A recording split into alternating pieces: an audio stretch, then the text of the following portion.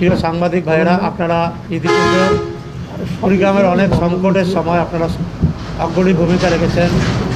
কুড়িগ্রামের শান্তিপূর্ণ পরিবেশের বিষয়ে আপনারা অনেক ভূমিকা ছিল এবং বর্তমানেও আপনাদের ভূমিকা কুড়িগ্রামের প্রেক্ষাপটে অত্যন্ত গুরুত্বপূর্ণ ভূমিকা আপনারা পালন করেছেন। এজন্য আমি আবারও আমার পক্ষ থেকে, জেলা বিএনপির পক্ষ থেকে আন্তরিক ধন্যবাদ এবং কৃতজ্ঞতা প্রকাশ করে দিতে হয় কিচ্ছু করা। প্রিয় সাংবাদিক ভাইয়েরা, আপনারা জানেন যে কুড়িগ্রামে যে নির্বাচনটি হয়েছিল 12ই ফেব্রুয়ারি, সেই নির্বাচনে ইলেকশন ইঞ্জিনিয়ারিং মাধ্যমে জনগণের রায় না দিয়ে সূক্ষ্ম কারুচুপির মাধ্যমে রায়কে পাল্টিয়ে দেওয়া হয়েছে। এ ব্যাপারে আমরা বিগত সময় আমরা একটা সাংবাদিক সম্মেলন করেছিলাম।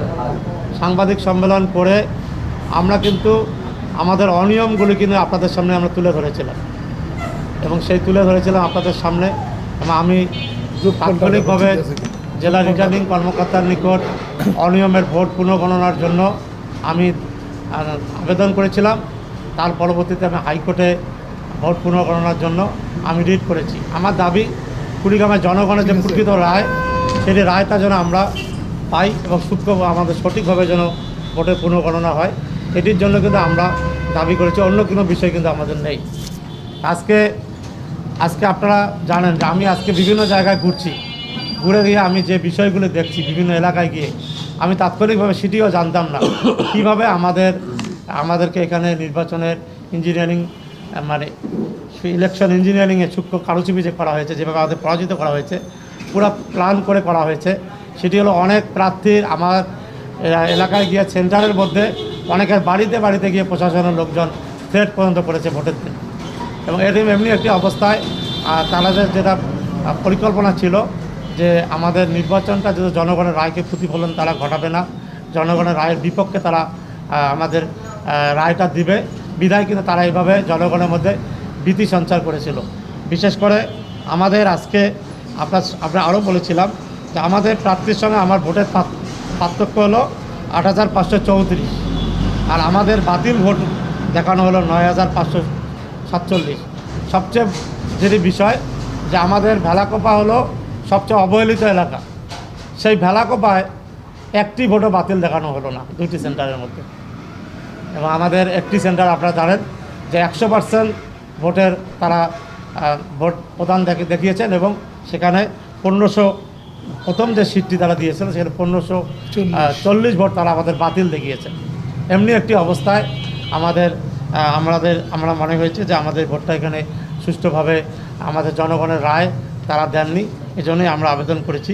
আজকের প্রেক্ষাপটে আমরা যারা লক্ষ্য করছি যেটি হলো, যারা কুড়িগ্রামের রায়কে ষড়যন্ত্র করে রায়কে তারা মানে রায়ের পক্ষে তারা যে ষড়যন্ত্র করেছিল, আমাদের রায়কে তাদের বিপক্ষ যারা ছিলেন তাদেরকে পক্ষে যারা বিজয়ী করার ব্যাপারে যারা ভূমিকা রেখেছিলেন, যারা আজকে এই ষড়যন্ত্রের সাথে জড়িত ছিলেন, আমরা বিএনপি ঐক্যবদ্ধ, কুড়িগ্রাম জেলা বিএনপি ঐক্যবদ্ধভাবে আপনারা দেখেছেন আমরা নির্বাচন করেছি এবং আমরা জনগণের মাঝে গিয়েছি এবং আমরা জনগণের ভালোবাসা অর্জন করার চেষ্টা করেছি। কিন্তু আজকে যে পরাজিত প্রার্থীকে বিজয়ী করা হয়েছে তাকে এখানে স্থায়ীভাবে তাকে আমার মনে হয় যে আমরা যে রিট করেছি, রিটেরটা যেন আমাদের দুর্বল হয়, আমাদের আবেদন যেন দুর্বল হয় এবং আমাদের যে চাওয়া পাওয়া জনগণের রায়ের যে চাওয়া পাওয়া এটির বিপক্ষে তারা আজকে ষড়যন্ত্র করে বিভিন্ন সামাজিক যোগাযোগ মাধ্যমে আমাদেরকে তারা বিভিন্নভাবে আজকে অপপ্রচার চালাচ্ছে, এবং পত্রিকার মাধ্যমেও তারা অপপ্রচার চালাচ্ছে। আমরা মনে করি যে এটা কুড়িগ্রামের জনগণের রায়ের বিপক্ষে তাদের এই ষড়যন্ত্র এবং কুড়িগ্রামের পরাজিত প্রার্থী যাকে বিজয়ী করা হয়েছে তার পক্ষে আজকে তারা হয়তোবা তাকে এখানে স্থায়ীভাবে তাকে ম্যান্ডেট দেওয়ার জন্য তারা আজকে ষড়যন্ত্র করে আজকে বিএনপির মধ্যে একটি বিশৃঙ্খলা সৃষ্টি করার জন্য তারা একটা ষড়যন্ত্র করছে। আমরা বলতে চাই যে কুড়িগ্রাম জেলা বিএনপি ঐক্যবদ্ধ আছে, আগামীতে ইনশাল্লাহ থাকবে। আমাদের এখানে অঙ্গ দলের নেতৃবৃন্দ রয়েছেন, আমাদের জেলা বিএনপির আহ্বায়ক সাহেব রয়েছেন কারণ মোস্তাফিজুর রহমান মোস্তফা ভাই, আমাদের জেলা বিএনপির যুগ্ম আহ্বায়ক হাসিব ভাই রয়েছেন, জেলা বিএনপির অনেক নেতৃবৃন্দ রয়েছেন। আমরা সব সময় কুড়িগ্রামের জেলা বিএনপি ঐক্যবদ্ধ আছি এবং ইনশাল্লাহ আগামীতে থাকবো।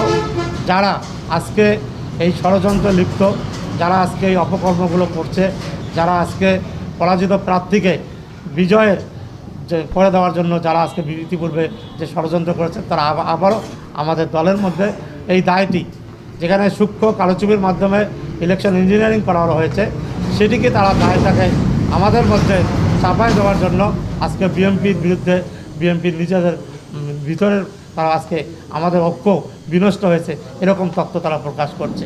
আমরা বলতে চাই যে আমাদের মধ্যে ঐক্য রয়েছে, বিএনপির মধ্যে ঐক্যবদ্ধ, বিএনপির সকল অঙ্গদল আজকে আমরা ঐক্যবদ্ধ এবং আমরা এখনও আপনাদের মাধ্যমে আমরা দাবি জানাচ্ছি যে আমরা যে আবেদন করেছি আমাদের আবেদনটি স্বাভাবিক।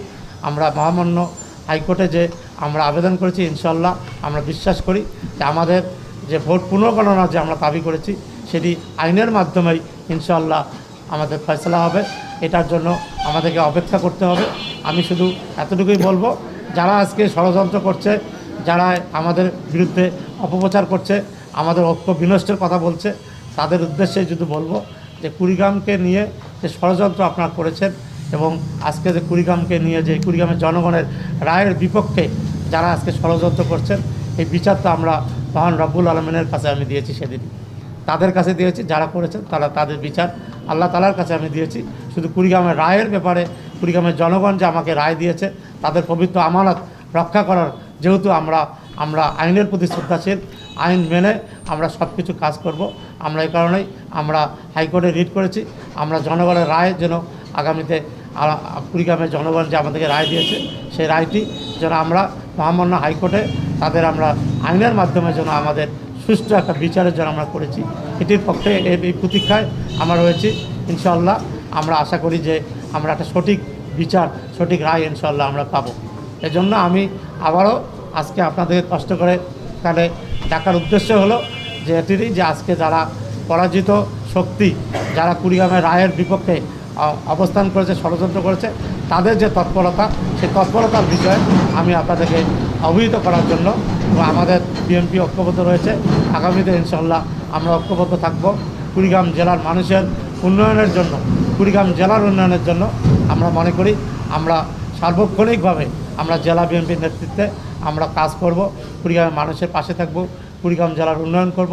এটা আমাদের অঙ্গীকার এবং আমাদের দলের চেয়ারম্যান জনাব তারেক রহমান আজকে যেভাবে দেশ পরিচালনা করার জন্য তিনি নির্দেশ দিয়েছেন, তিনি যেভাবে একদম সুন্দরভাবে একটা ন্যায় নীতির উপর ভিত্তি করে বৈষম্যহীন বাংলাদেশ গড়ার যে স্বপ্নে তিনি আজকে দেশ পরিচালনা করার অঙ্গীকার করেছেন, আমরা সেই অঙ্গীকারের সাথে আমরা সবাই একসাথে আমরা কুড়িগ্রামের মানুষের জন্য, কুড়িগ্রাম জেলার উন্নয়নের জন্য ইনশাআল্লাহ আমরা কাজ করব।